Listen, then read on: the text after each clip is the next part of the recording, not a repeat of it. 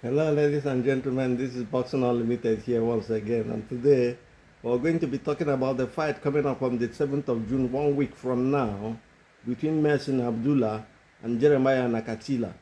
Um, this fight is a lightweight contest. There's so many things being said about this all over the internet about the fight, about the person of Mason Abdullah. Abdullah, I think this might be the toughest fight yet for him.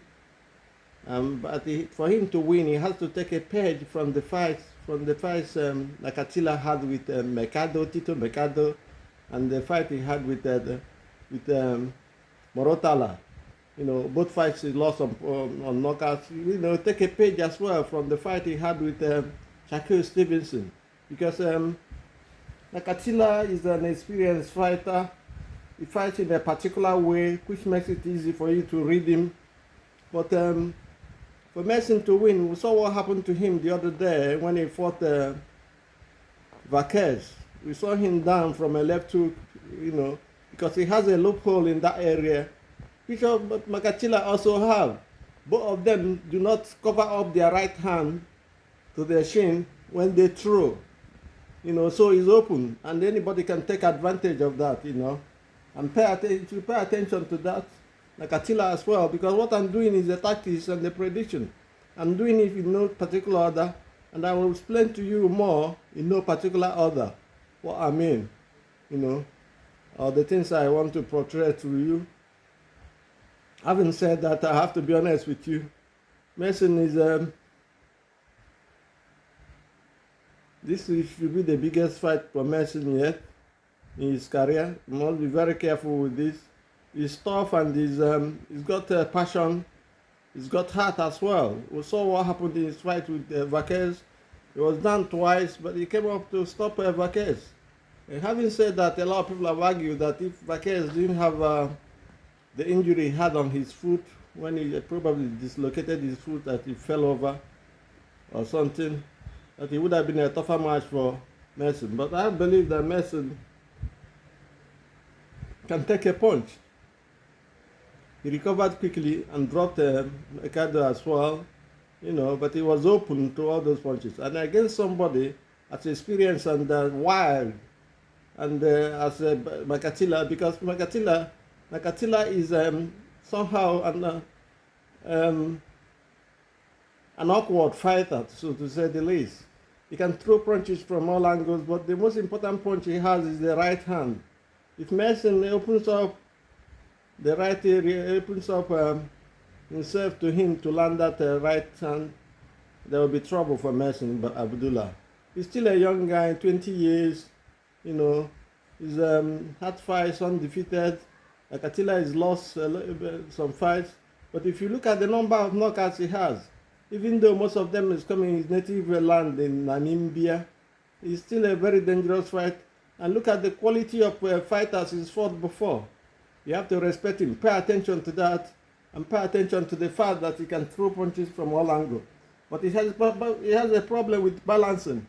And when he throws those wide burst punches and misses, he's open to a counter. These are things and areas Mason Abdullah should take advantage of. You should pay attention to that area, because Nakatila comes with a left and he misses, he comes with a right, he misses.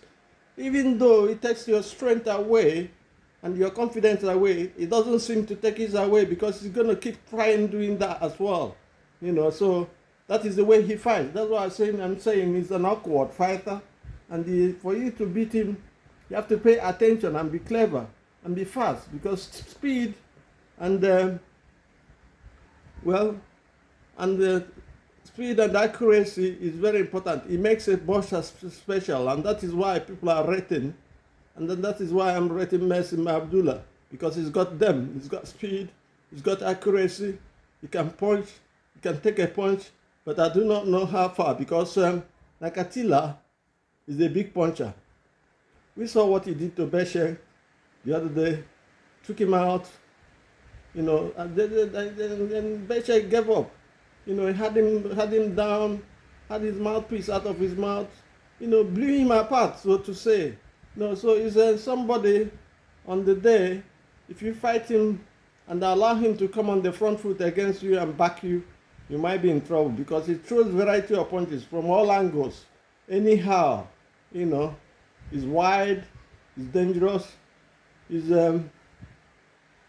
awkward as well. So Mason Abdullah must be very careful. The fight is coming on this next week Saturday, and then we will see he's in Virginia.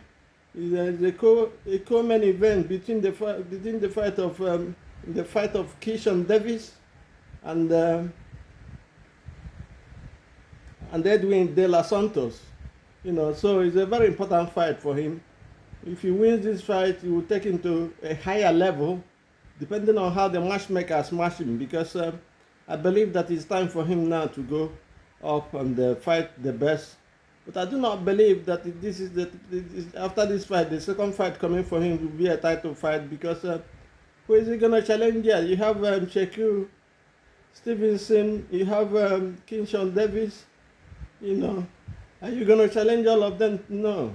I believe he's before the end of the year, he might be ready for that, but he must have to be very careful, because those guys are experienced, they've been to the Olympics, the amateur record, compared with the professional fights they've had, is extensive and good as well. Is enough to say that. I don't think Abdullah is ready for them next fight. After this fight with Nakatila, I think he has to wait until, or he will go through the other side. You know, go through Nakatila. You know, who I believe by August and will be declared or announced to be the champion in the IBF, in the IBF the section of the title. Having said that, I have to be honest with you as well. You know, Nelson has been promoted. I don't think he's been promoted poorly. I think they're doing the best thing for him. You know, I think they're matching him well. You know what they're doing against Moses Ituma, who I believe should be fighting the top 10 fighters. That is what Mason Abdullah is doing. So I feel they match him better than Moses Ituma. Well, having said that, I have to be honest with you. Nakatila has got a problem of balance. He's out of position. He misses a lot. He's wide and crude. But when he lands, you feel the pain. So Mason has to pay attention to that and correct the loophole that he has in his right side, because when he throws that jab or a hook, his right hand is wide open. If he's an observant boxer, will just wait and time the places, because the most important thing in this fight is going to have with Nakatila is timing. If he opens up like that for timing, for Nakatila might come. You never know what he's going to do next. He might come with that wide punches and one of them will land. And if they land, it's disaster for him. Even though we've seen him go down and get up again. But the issue is with all these boxers, you have to be very careful with them because of the experience they've had and everything. Nakatila, on the other hand, as well, will have to be relentless in his pursuit and has to fight back Mason to beat Mason. I'm going to explain to you more, particular that in a moment. Because why I'm saying this is Abdullah Mason fights in a way, in different ways. He can fight on the front foot, he can fight on the back foot, he can come from the inside, because on the day he's going to be the shorter man. He's a 5'9", and then Nakatila is 5'10". But Nakatila, as I said before, his balancing is questionable. But the main question, the $1 million question is, can Mason at this level be able to take advantage of that fact? Especially when he throws a punch and he goes wide, because he's going to have all of them coming. But all those swings, if you do not defend them, or if you're caught by them, you pay the price. because that is what the guy, that is the way he fights. He just fights in one-way traffic. For Mason to beat him, Mason have to time him very well, step back on those wide punches, and counter heavily. And then, as I said before when I started, take a page from the fight he had with, the losses he had with Nakatila and Tito Mercado. You know, because if you watch that fight again, he fight with Nakatila and Tito Mercado, you find out that once they hurt him once, they never let him off the hook. That is the way to fight him. You know, you come after him and release some accurate punches, either by you stop him by TKO or by knockout, depending. But he's a hard man as well. He could take a punch and stand. But the thing is that his movement, his legs will be, you know, are not in one position. You know, they are not coordinated in a way. And I believe that if Abdullah times him very well, he wins this fight. Having said that, I have to be honest with you. It's not going to be a walk in the park for Abdullah. People thinking he's going to knock Nakatila out. They're having a laugh. You know, this match is going to go the distance.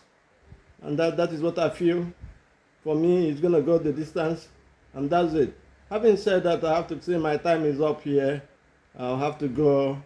And please do remember to subscribe with the channel to make the channel grow. And God bless. Do have a nice day. Bye.